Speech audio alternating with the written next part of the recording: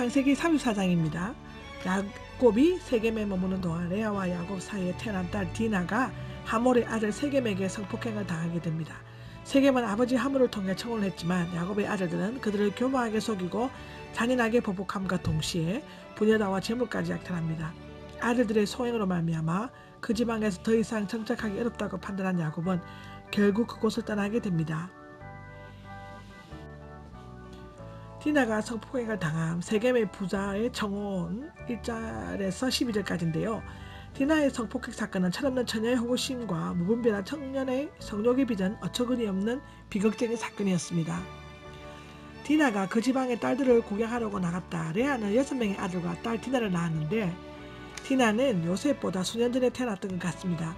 야곱은 요셉이 출생한 후 하란을 떠났으므로 디나의 나이는 5세 정도였고 그 후 에스를 만난 후 숙곡에서 그 2년, 세겜으로 옮기는 8년이 되었으므로 15세 정도의 나이가 되었을 것입니다. 디나가 그 지방의 딸들을 보러 간 이유는 분명하지 않았지만 그 땅의 마을 잔치에 여자들이 입은 옷도 구경하고 그들과 교제도 하기 위해서 나갔을 것입니다. 그 이유가 무엇이든지 간에 여자가 혼자 외출하는 것은 큰 잘못이었습니다. 당시 가나안 땅 간섭에는 자기 땅에 사는 이방 여자를 겁탈해도 괜찮은 것으로 되어 있었습니다. 만일 야곱이 세겜에 머물지 않고 곧장 베델로 올라갔었더라면 이런 일은 벌어지지 않았을 것입니다. 지금 중동에서는 여자들이 외출할 때는 반드시 얼굴을 차도로로 가리고 아버지나 오빠, 친척 중 한 명 이상과 반드시 동행하도록 되어 있습니다.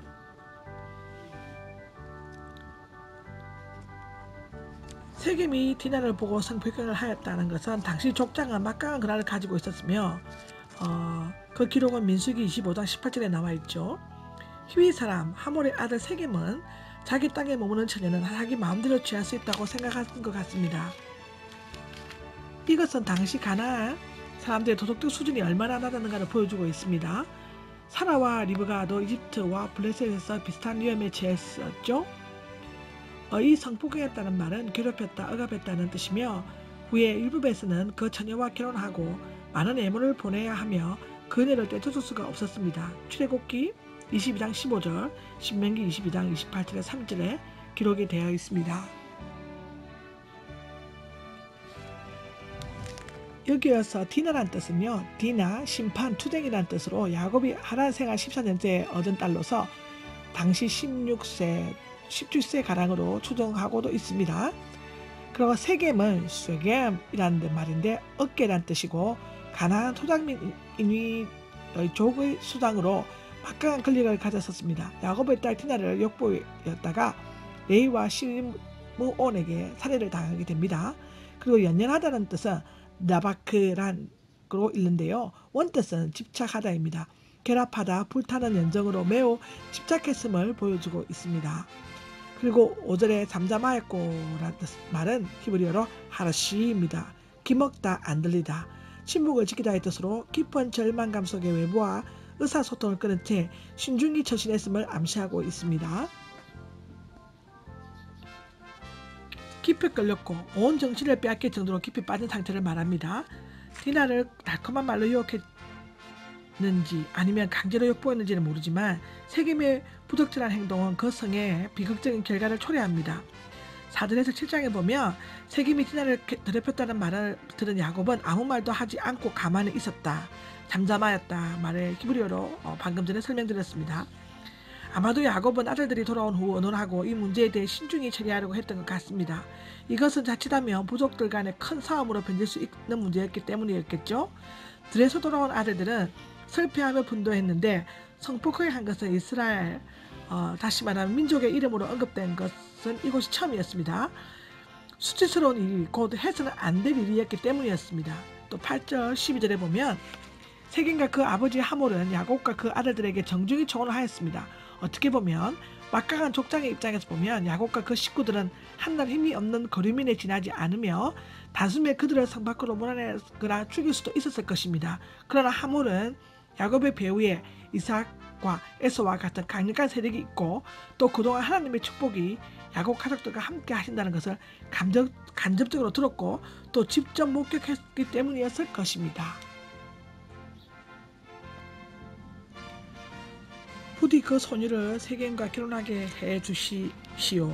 당시 그 결혼 풍습은 당사자의 의사보다는 양측 부모의 의사가 더 중요시되었습니다. 신랑 측은 신부 측에게 노동력과 출산 등의 경제적 손실에 대해 상당량의 예물과 금전을 지불해야만 했습니다. 하몰은 그들과 이스라엘이 서로 통혼하면 모두에게 많은 유익이 있을 거라고 말하고 이스라엘에게 땅을 주겠다고 제안함으로써 이스라엘의 약점을 은근히 자극했습니다. 10절에 나와 있습니다. 그러나 하몰이 후에 자기의 동족에게 한 말을 보면 그가 오히려 야곱의 소유를 차지하려는 속셈으로 거짓말을 하고 있었음을 알 수 있습니다. 그것은 23절에 나옵니다. 세겜은 난처한 상황에서 벗어나기 위해 야곱과 디나의 오빠들이 어떤 예물을 요구할지라도 그대로 다 들어주겠다고 말했습니다. 혼인 조건으로 할례를 받도록 설득하는데요. 디나를 추행한 세겜 집안으로부터 결혼 지혜를 받은 야곱의 아들들은 실추된 명예를 회복하기 위해 복수의 칼을 갈기 시작했습니다. 그들은 무서운 복수심을 감추고 할례받지 않은 남자에게 동생을 주는 일은 부끄러운 일이므로 모든 남자가 할례를 받는다면 요청을 들어주겠다고 거짓말을 했습니다.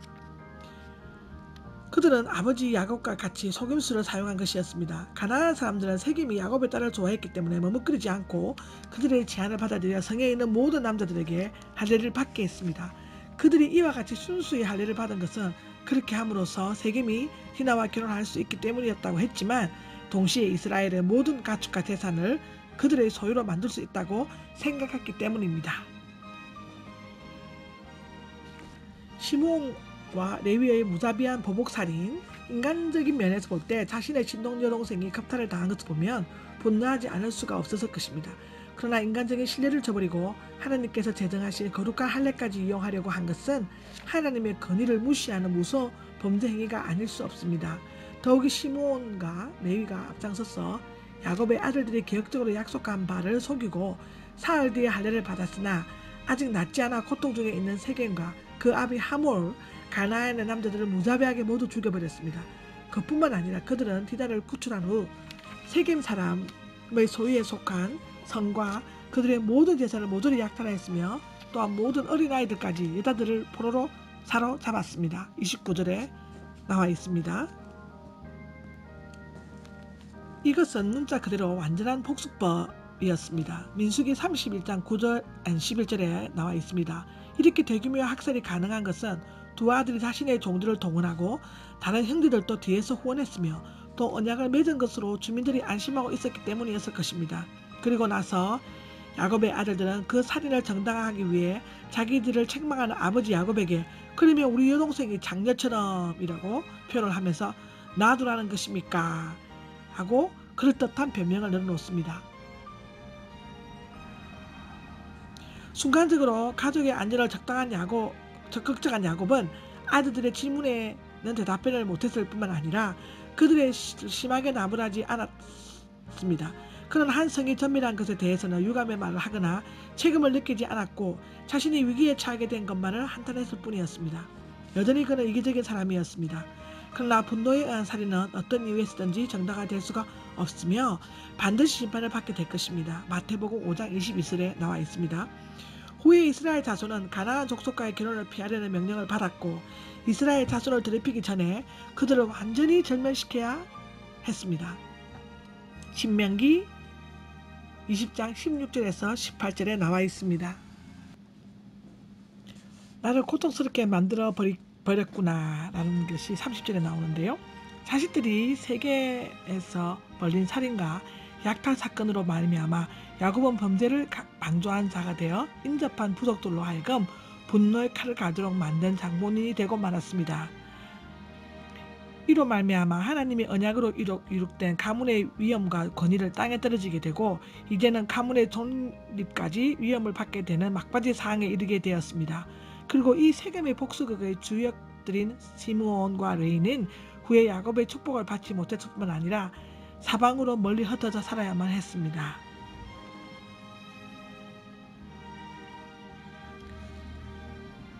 창세기 34장에 있는 히브리어를 우리가 몇 자 배우고 넘어가겠습니다. 혼수 34장 12절에 나오죠. 혼수는 뭐하르라 합니다. 아내 될 여자의 부모에게 치르는 값이었죠. 결혼 지참금이라고도 합니다. 그리고 14절에 할례 받지 아니한 뜻은 오를라. 할례는 남성의 모피를 자르는 의식으로 언약 백성의 증표였습니다. 히브리인들은 이 증표가 없으며 부정한 자로 간주하여 배척을 하였습니다. 그리고 34장 20절에 나오는 성읍문은 사르이람 라는 게 하는데요. 사르이람, 재판, 상업, 토론 등이 이루어졌던 성읍 생활의 중심지였습니다. 그리고 25절에 제3위의 말은 바이옴 하셜시, 할례 후 가장 고통스러운 행동이 불편한 때를 제3위라고 표현했습니다. 그리고 여기 몰레란 25절의 몰레, 베타흐, 원뜻은 신뢰하다, 믿다, 믿고 안심하고 있는 사이로 해석할 수 있습니다. 여기서 이 34장의 히브리어는 여기까지가 정리하였습니다.